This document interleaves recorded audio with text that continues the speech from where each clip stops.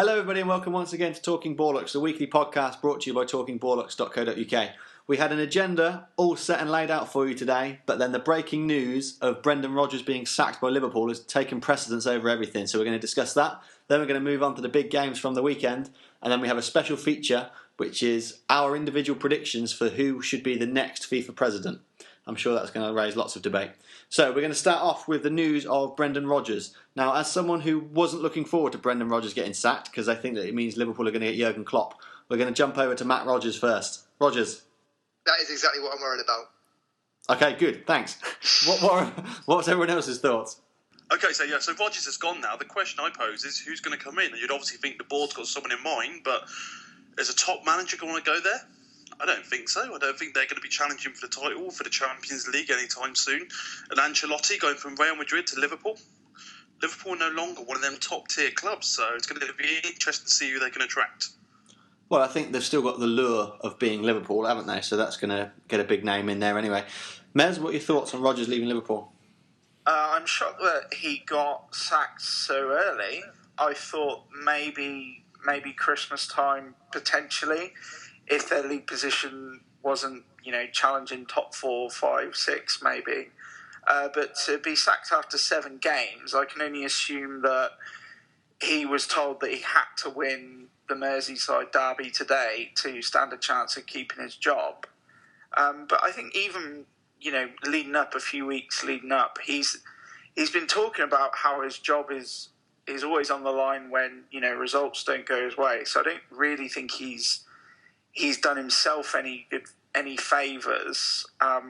As regards to replacements, I think with Jurgen Klopp saying that he wanted to manage in the Premier League, I think maybe the Liverpool owners have taken this opportunity to say, we'll get rid of Brendan now because there is a chance that we could get Klopp. They will only have sacked Brendan because someone else is available. I think it's irrelevant that the game that they drew. If they'd have won, lost or drawn, he would have still been gone. If someone's available, Rodgers is sacked. If no one better is available, there's no point in sacking him. So what do you think of his tenure at Liverpool? Is he just going to be remembered for the guy who got lucky because he had Suarez that one season and they should have won the league? He's going to be remembered for some of the wonderful things he said. You can't go for a second without hope.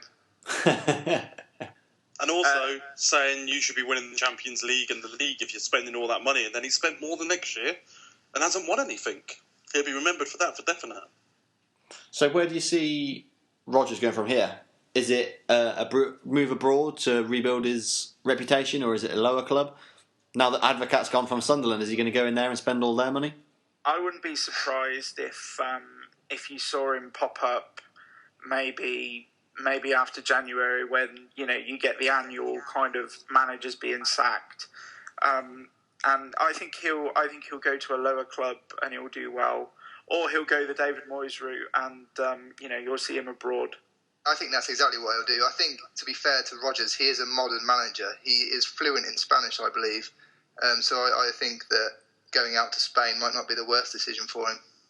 I'm a little bit disappointed, Rodgers, that you didn't take the bait there where he said about dropping down, and you could have said about how he couldn't get much lower than Liverpool, but well avoided. Why don't we move on to the Everton-Liverpool game then? Finished 1-1. Lukaku, 5 goals in 8 games now. He's doing my fantasy football team wonders. Yeah, it was a really good game. Plenty of action. Everybody gave 110% on the pitch. Oh God, Mez. For the Brendanisms. Cliches. No, it was really good. It was a good game. It was enjoyable. It was open. It had a bit of fire about it. I think probably a draw was fair overall. I think Lucas should have been sent off. 2 bookable offences. That was the definitely. most. Yeah.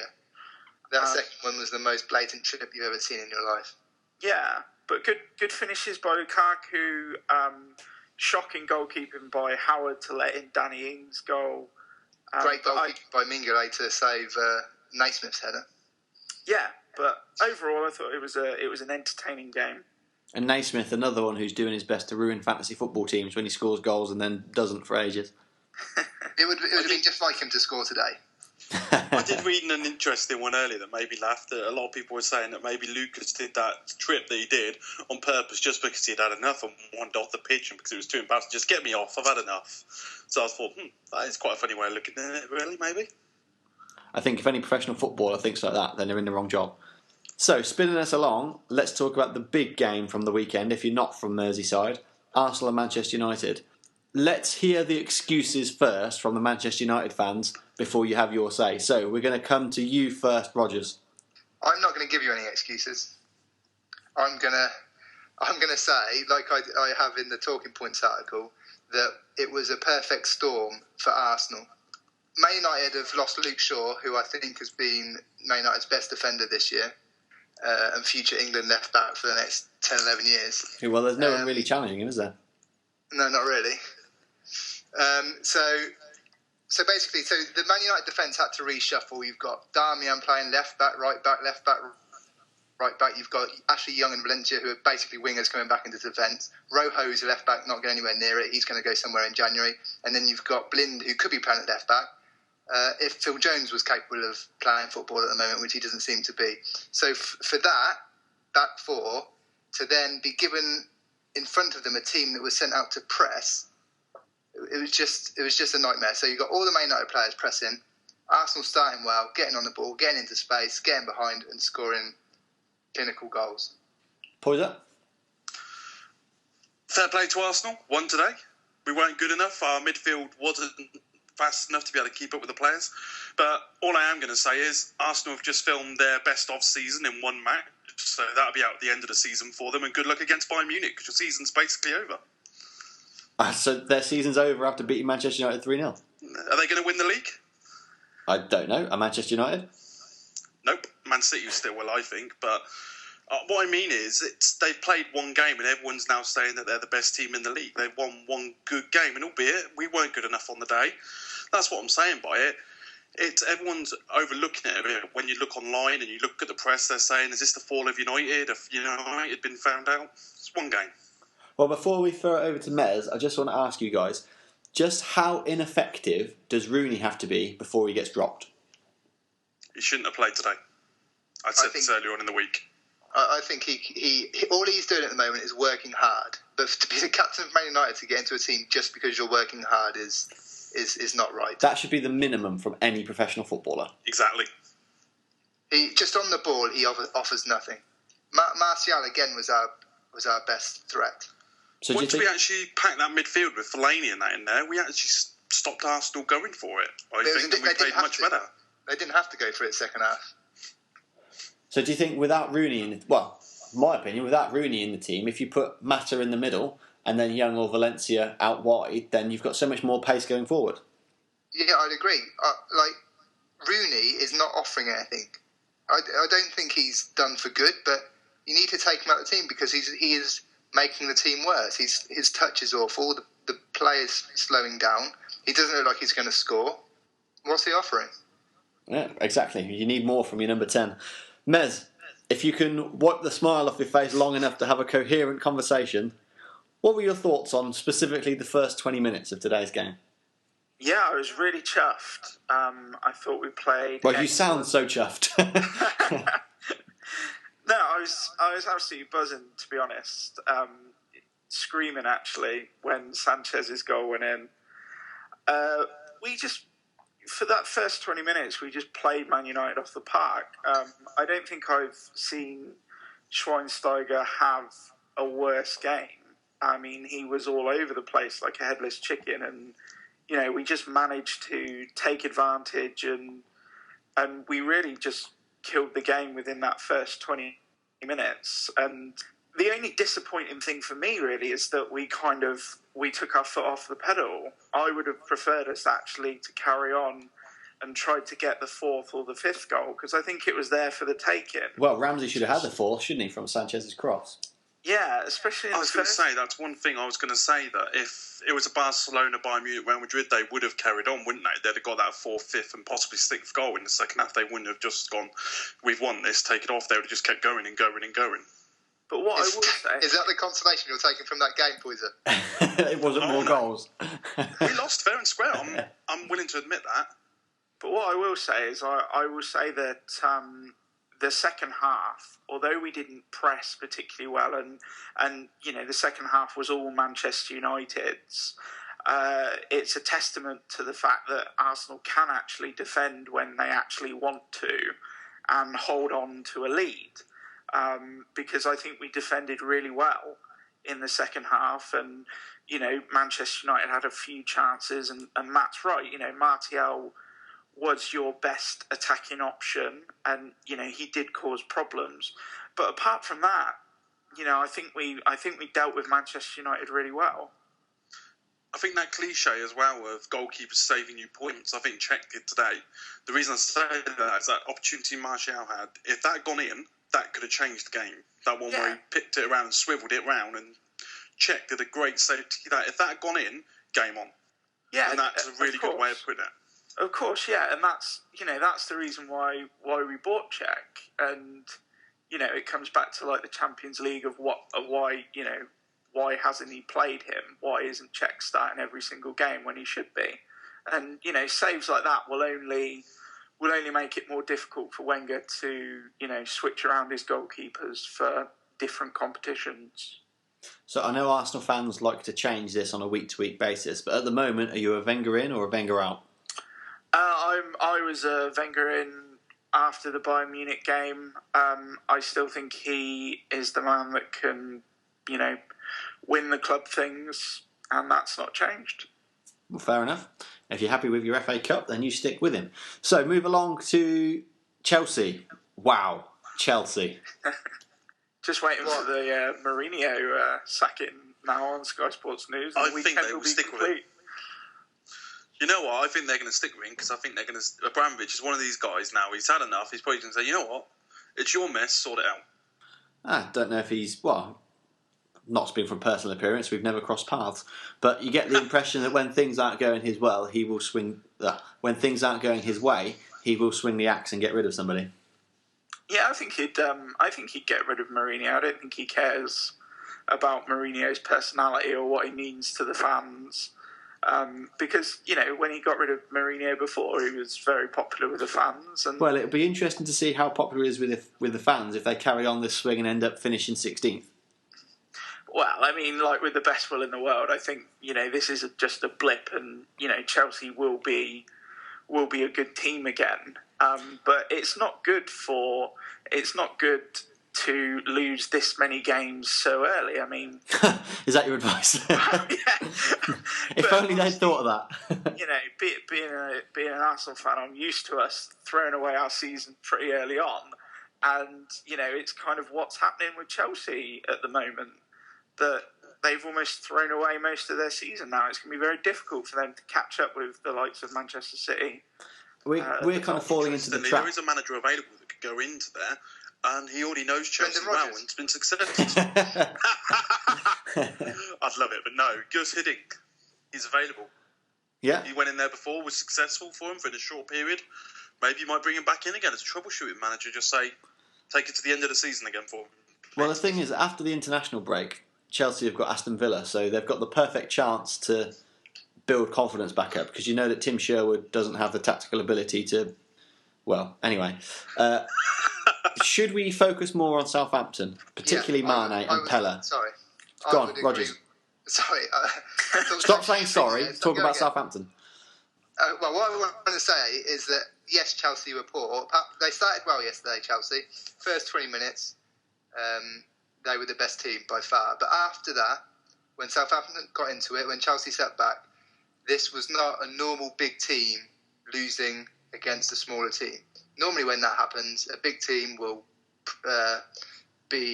have all the possession of the ball, all the chances, and then on the counter-attack, the smaller team will break and score. That didn't happen in this game. Southampton were the best team, and they deserved that win. They outplayed Chelsea. It was just an excellent performance from them. So Ronald Koeman potentially being pinched from Southampton? Well, there's always that possibility. I was listening to the Crystal Palace manager talking about Pardew, and he was saying how it's a good thing and a bad thing, because it's good if your team's doing well, but then you could lose your manager at the end of it. Yeah. A team like Southampton, realistically, aren't going to be able to hold on if one of the big clubs comes knocking, like Liverpool, for instance, that surely they still have the pull for a Ronald Koeman to want to make the jump from Southampton. Well, they've still got that history. Not that they really go on about it very much. Well, I mean, let's face it. I mean, Tottenham managed to get Pochettino from Southampton last year, and it's a similar situation. Liverpool could possibly get Koeman. I was going to say that I don't think Southampton would be almost too worried because they've gone through 3 different managers and each time they've progressed further and they've carried on playing good football. Yeah, whatever they're doing down at Southampton, it just works, doesn't it? To win 3-1 away at Stamford Bridge. That's Mourinho's record biggest loss at home for any of his clubs. It rivals what Barcelona were able to do. So that's an achievement in itself. So what do you think, end of the season wise, where can you see Southampton finishing? Well, where did you say they were going to come, Poyser? I did say, I said they could be candidates for relegation. I'll be honest, I did, yeah. Still think that? Hey, Blackpool were up there at this time of the season when they were up there. They went down bottom. I'm sorry. You never know. That's what I'm saying. You never know. No, they're playing great football. They aren't going down, let's be honest. It was one of them things. I thought, again, they've lost a lot of players in the summer, so potentially they could suffer from it. They did in the first couple of games, if I remember correctly, but yeah, they're fine in their form now. And to see them, I'm sorry, I haven't enjoyed watching a match as much as I did yesterday for quite a while. It was really good to see Chelsea and Mourinho being put in their place. Mez, when was the last time you enjoyed watching a football match? Well, earlier on, as it happens. That was the joke. Well done for killing it. All right, so we'll move along. We got together earlier this week and we decided that we should be in charge of who is going to be the next FIFA president. So each one of us has come up with a potential candidate and why we think that. Now, I am going to kick us off because usually I ask someone else to kick us off. I think the next FIFA president should be Donald Trump. Now, hear me out. He's a billionaire, so he knows how to balance the books at FIFA without having to worry about dodgy World Cup bids, about who gives us the most money. So hopefully he would make his choice based on the most appropriate area to host that World Cup, not who will grease his palms with silver. Fair point, right? Are we agreed? We're agreed. Sure, Good. Your silence speaks volumes. It would also mean he has to drop out of the presidential race, which is good for the rest of the world, because if he is in charge of America and he is the guy with his finger hovering over that big red button, I'm not convinced that we'll all still be here and there won't be some form of nuclear holocaust. Now, I accept the fact that there is a downside to Donald Trump. Really? Well, there is a downside. Now, he is a little bit sexist, so he would more than likely stifle the women's game, and I dread to think what he would make them wear. And it also might result in him kind of pulling Richard Keys and Andy Gray into some high-level position. But my pick for next FIFA presidential candidate is Donald Trump. Do you want me to give you a comeback to that now? Only if you can think of one, because it's a pretty stellar argument. Well, you mentioned nuclear explosion. I think his appointment ahead of FIFA would be the nuclear explosion that kills football. That's it. That's what I think. Well, fair enough. It's good enough. Rogers, let's hear your opinion then. Who's your guy? Well, I've got a bit left field here. More left field than Donald Trump. Because people have heard of Donald Trump. I'm choosing me. Now, me, because I'm passionate about football. That's what I care about. If I'm in a social situation and there's nobody there who has an interest in football, I'm standing around looking for an exit. I just can't deal with it. What do I do? And that's the sort of person you want in charge of football's governing body. Someone who only thinks about football. I would be in it for the game. World Cups would be rewarded on merit. Rules and technology would be altered and accepted if necessary. Money wouldn't rule football. Football would rule money. Now, I know that doesn't really make sense, but I don't care. I'm not in this for the fancy hotel rooms of foie gras and arena shake. I mean, if eating foie gras off arena shake in a fancy hotel room is part of the job, fair enough, but that's not what I'm doing it for. You don't need a businessman, an intellectual, or a former player to be in charge of football. Football can manage itself with very little input. I can provide that little input, and I can do it without being sexist, racist, or homophobic, so I'm already better than the current incumbent.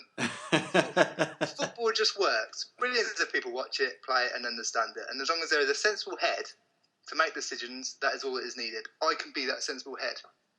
Pick me, and I can also host a good draw. Well, you make a compelling argument. Oh, thank you. But okay, so you are now in charge of world football, and Qatar come to you. Not Qatar, because we know your thoughts on that. Insert any other rich nation that are not necessarily a football nation, and as part of their bid, you just happen to be driving a Rolls Royce on your way to the meeting. Are you going to be swayed? No. Do you have the strength of character to not take the brown envelope which is sellotaped under your seat? Yes. Okay. Have I passed the interview? Well, if I was in charge, I'd give it to Donald Trump, but you're definitely high on the list. I'm a candidate. Poyser, we're coming to you. Okay, mine's a bit of a random one. I've gone for Daniel Levy. More random than Donald Trump. At least this one is football related in Daniel Levy. But here's the reasons why. Could you imagine Daniel Levy ever accepting a bribe from someone? No, because it would take too long to negotiate how much they're going to bribe in the first place. So the bribe would never happen. You've got a man that loves his football. You've got a man that does business. He knows how to do business. So I truly think if he was up there, he would run football like a business, which I know isn't what we necessarily want. But to be able to get the places where it needs to be for like getting the World Cup in the right places, there does need to be a business side head to it as well. But also, he'd probably just be ruthless enough to sack managers and to sack people up there at the top. Oh, you got a bribe? You're sacked. Get out. Because that's what he does to Tottenham, let's be honest. Harry Redknapp gets into the top four, you're fired. Get out. What? So, yeah, I think Daniel Levy did a really good job. I like how you gave us Harry Redknapp's response as well. So you'd have him in charge because he's a good businessman? Yeah. And because Okay, well, I'm going to stop you right there. Yet again, we revert back to Donald Trump. Could you imagine them two in a room negotiating business? That would be horrible. It would certainly be boring. Mez, we're over to you.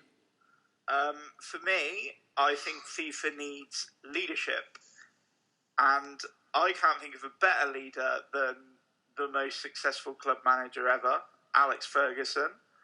I think he would bring a new level of respect to FIFA. I think you can tell from his time managing Manchester United that he had the respect of all the players and all the people that worked under him, which I think would be, and all the fans, which would be perfect for what FIFA need. FIFA need a strong leader. They need someone that's strong-minded. And Alex Ferguson, for me, is the best person for the job. He's been in football for years. He knows the game inside out. He'd have the support of everybody in the game to take the position. It just makes more sense for me to have someone like him at the top than, Donald Trump. To be fair, that last sentence makes sense, but how long can Ferguson do this job for? Well, I mean, he can do it for a while, and then David Moyes will take over. And We'd be even worse position we are now. I don't know. Truthfully, probably until he dies. So there's that. But no, I think Fergie definitely for me. Are you not worried that he would replace trophies with whiskey bowls? Well, I mean, as long as they're, not taking bribes, they can get drunk as much as they want. But yeah, as long as he's not taking bribes. Okay, so that's your... The truth of it is, if you think about it all, if we took a little bit of everything that we just mentioned on every one of these, you'd almost have the perfect person, wouldn't you? A businessman, a true fan of the sport, someone who's absolutely respected. I think you'd have the perfect the game. head of FIFA. You wouldn't have the perfect person, that's for sure. Wow, that is true. Well, I think the problem with employing somebody that's business minded is that a business owner, especially someone like Donald Trump. See, we're reverting back to him. He's getting people talking. It started here, folks. Donald Trump is about making money, and the whole reason that they're going to Qatar is because of money. So I don't think Donald Trump would not take a bribe or not put the World Cup in a stupid country. I disagree. No offence to Qatar, I'm sure you're not a stupid country. But for football, you are a stupid country. I disagree. Well, not with that bit, but I disagree with the Donald Trump bit. He's already a billionaire. Why would he want more money? Because he's you don't become a billionaire by not having the drive and the will to do it. So he would treat FIFA like any one of his businesses that he would want to succeed. He's not going to go in and do it and just go, well, I've got loads of money, so I'm not really bothered. He's going to be like, well, here's a business. I'm going to be judged on this business, so I'm going to do the best that I can. I'm offering the opposite to that. I'm taking it away from a business. Surely that's what we want as fans. Well, we want somebody that's passionate about football. That's another tick for you, Rogers. Yeah. I mean, let's face it, we could all do a better job than Seb Blatter's doing right now. Yeah, I'll vote Rogers. If you put your name in, and if I somehow get a vote, then I will vote for Rogers. I'm amazed that in the space Ferguson wasn't available. In the space of 2 minutes, Mez has gone from saying Fergie should do it to talking himself out of that argument and voting for you. Yeah, that's the power I have. Rogers, what are your thoughts on Daniel Levy taking over? If there was some wheeling and dealing, I'm sure he'd be capable. As capable as Donald Trump? The reason you want Donald Trump is because you don't want him in charge of America. I don't think that's a good enough reason to make him be. But it makes the most sense. Can't we just make him be in charge of like the Netball Association or something? Well, why don't we give Trump UEFA and then see how he gets on? Boris Johnson can have UEFA. I'm pretty sure we were just saying about Trump getting UEFA, but okay, jump in with that one. No, sorry. I meant they give Boris Johnson UEFA and give Donald Trump FA, the global. Well, you've made a hash of that, haven't you? Yes. But you know what I mean. The global FA, that's pretty much FIFA, isn't it? Yeah. I'll tell you what, let me do that again. Let me start again. Tell you what, we'll move on from this point because Poyser's brain has melted. Poyser, what's your story to finish us off this week? Okay. I'm going to go back in time a little bit. This story. This is a bit of a unusual one, and not a lot of people have heard about this. The only reason I know about this story and what happened was because I used to live in Swindon, as a lot of people know. And I used to go to a lot of the games there. And this was back in the time when Paolo Di Canio was their manager. Oh, geez. Proper angry if there's man any when he was the fascism, manager. if there's any fascism in this, we're going to cut it. Oh, there isn't. But he's an angry man. I once saw him when I went to see one of the games, winning 3-0. One of the players missed a pass and he punched the perspex in the dugout, smashed it. I'm like, you're winning 3-0 when you've done that. I don't want to see you when you're losing, mate. Oh, I'd love to have known his answer. The story that it was about with him was when he got sacked as the manager, or when he left, I should say. So he left, got sacked as the manager and that. Hang on, you've kind of gone back on yourself in the space of 2 sentences. So let's just focus on he parted ways with the club. Okay, he parted ways. So when Paolo Di Canio parted ways with the club, he went back to the club 48 hours later and went into his office and took everything out of the office that belonged to him, as you would. But he also went round and ripped off the walls throughout the club every picture of him. He no longer wanted anything there. He destroyed the office and decided to basically take the trophy that he had won with them. He said it was his, not the club's. This sounds like one of the most hard-hitting breakups in relationships that, they come back, they take the CDs, they cut the pictures up. Poor old Paolo was just heartbroken. It's just madness, though. This guy is insane. I couldn't believe it. It was in the local papers. It didn't make national, because obviously at this point they were in League 2. But the madness of it, that was in the Premiership. Could you imagine it? Or if that was any other job, you'd be arrested and put in jail for sure. I've just Googled this, and it turns out that not only is this true, but they had to change the locks to stop him from breaking in again. And this guy wonders why no one will employ him in the Premier League again, eh? Yeah, well, locksmiths up and down the country are rubbing their hands together.